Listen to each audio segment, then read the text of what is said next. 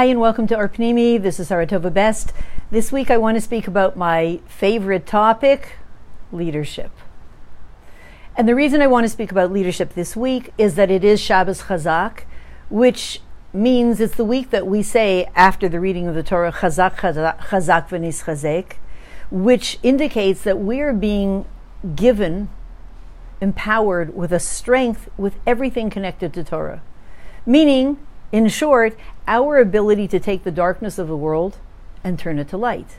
We're receiving an incredible power in that, a summation of all the power that we collected as we were reading Sefer Bamidbar. So in short, I would express that as one word, leadership. And within leadership, there are really three styles in which you can do it. Some are more effective, some are less. This Shabbos, I had the merit of hearing Dr. Rabbi Shimon Werniker, who used to be the principal of a very high crime public school in the South Bronx. And he really created a revolution there. He went in, as many of us know, he went in dressed in his Chabad Hasidic garb and essentially made a revolution in a school that was one of the most high crime schools in the entire United States, a place where 20 armed policemen are on the premises at every moment. That's the type of school it is. That's the culture that it is. And he brought in the approach of the leadership as he's learned it from the Lubavitcher Rebbe and created a revolution. So I want to speak about I want to mention some of the things that he said and look into the Parsha and see how that's all connected and see what that is for us, because after all, nice to hear stories about people, but in the end, with him, what's in it for me? How do you become a more effective leader so that you can turn all those last bits of darkness into light? So he was saying that true leadership is when a leader creates a leader who creates a leader who creates a leader. That's true leadership. There really are, according to the Parsha, 3 different styles of leadership. But as we say, the true leadership creates another leader. So Parshas Matas Masai, which are the Parshas that we read this week, and the ones that we end off saying Chazak, Chazak on, that combination of Matas Masai, those denote 2 different types of leadership. In fact, really 3. Matos is about strength, authority, permanence, something, the old ruling scepter. The king had a scepter, he had a stick that represented his monarchy, his authority, his permanence. This is the way it's always been. It will never change. There's a groundedness, a permanence there. That's Matos. And in the purest sense, what does that mean for leadership?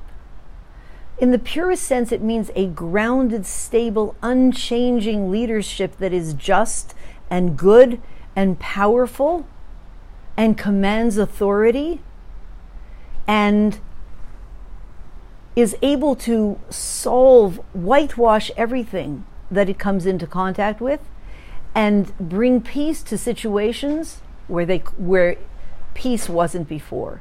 Bring light to situations by simply spreading its beautiful, magnificent light of authority and majesty on it. That's Matos in its purest, holiest sense. What's Masai? Masai is the exact opposite.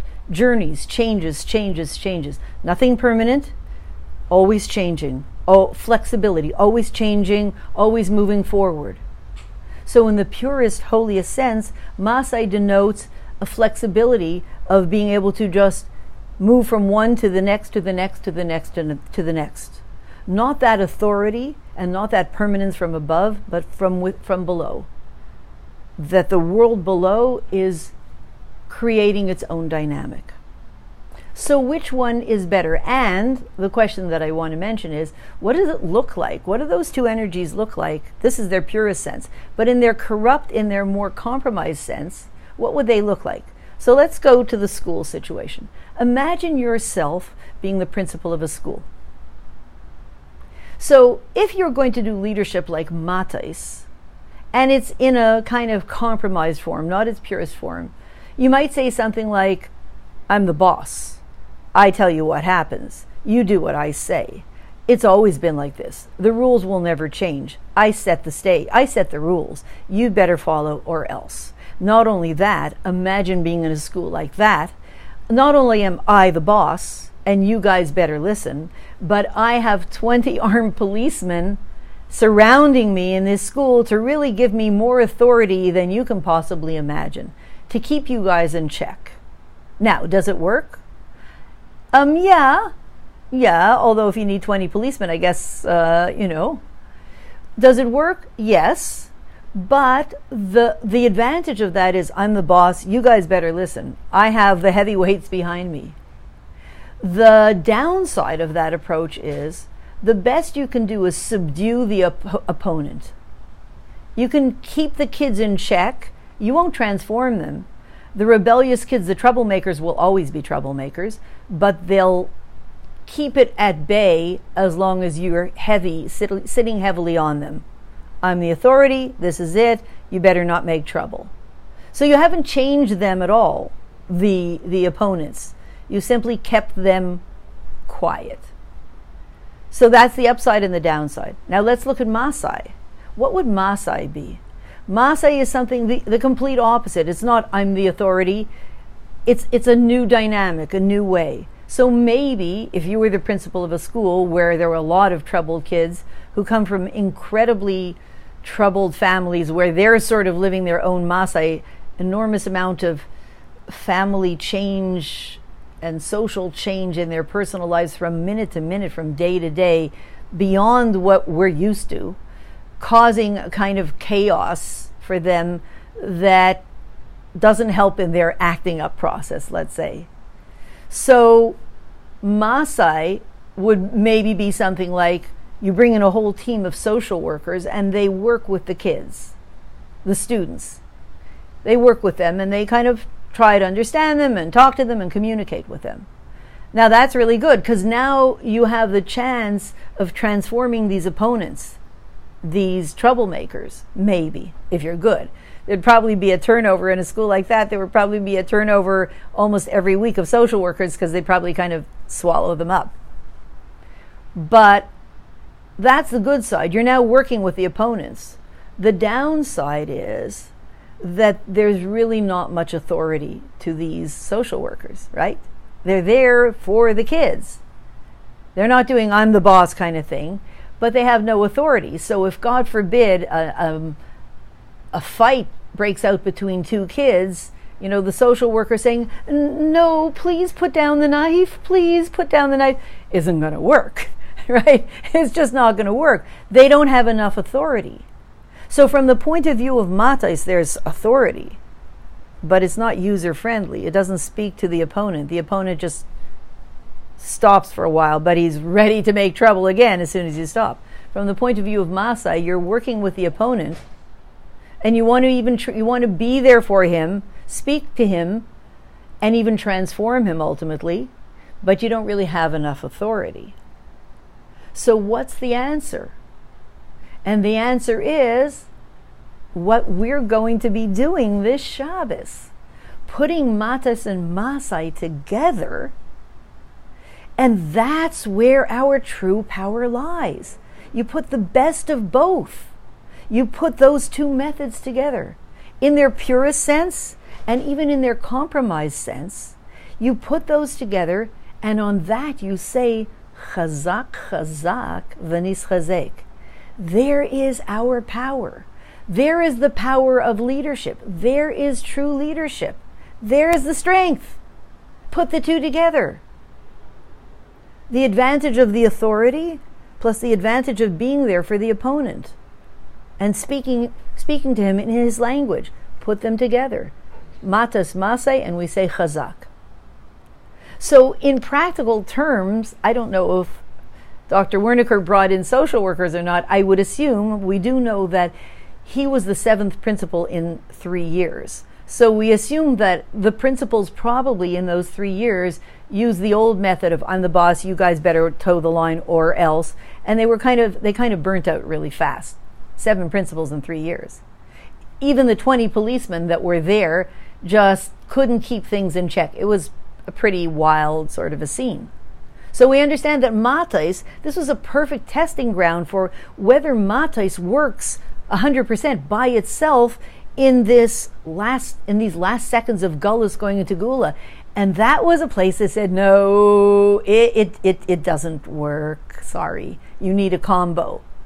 It doesn't work by itself. Now, obviously, just bringing, whether anybody brought in social workers or not, I don't know. But imagine that they did. That obviously didn't work either. Otherwise, the principals would have stayed, wouldn't they have? So it's only that combination, which ends up being the true leadership, which ends up being the leadership of the present and the future.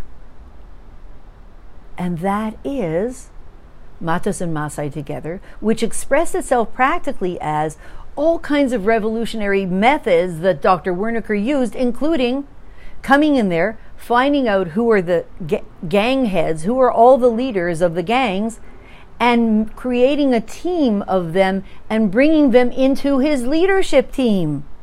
Now that's out of the box.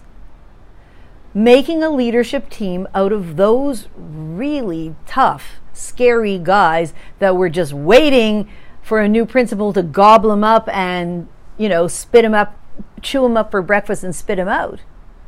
He said, we're going to work together. You guys are leaders, right? You've been acting like leaders all your lives. You're the heads of groups, aren't you? I'm into leadership. You're into leadership. Let's do leadership together. And that was just one of the many different out-of-the-box revolutionary techniques that he learned from Chassidus, from the Lubavitcher Rebbe, to create a transformation. Matas and Masai together. So ladies, here we have a small example. None of us are planning to become principals in South Bronx schools. But we each work with our own leadership challenge, whether it's in our kitchen, our family, our shluchis, our job. We each have leadership to offer to the world in a very small way or in a very large way. But we are all leaders. And we will step into a place of greater leadership as we move forward in history.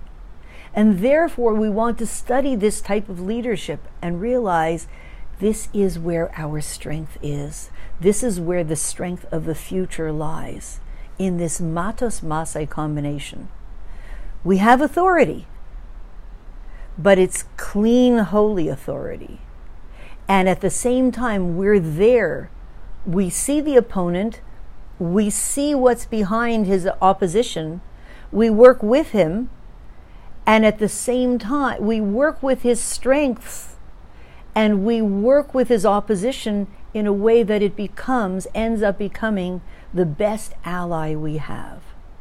That's not a simple thing to do, but we have all the lessons that we've been taught in Chassidus by the Rebbe how to do that. And that type of leadership is magnificent. A leader creates a leader who creates a leader who creates a leader.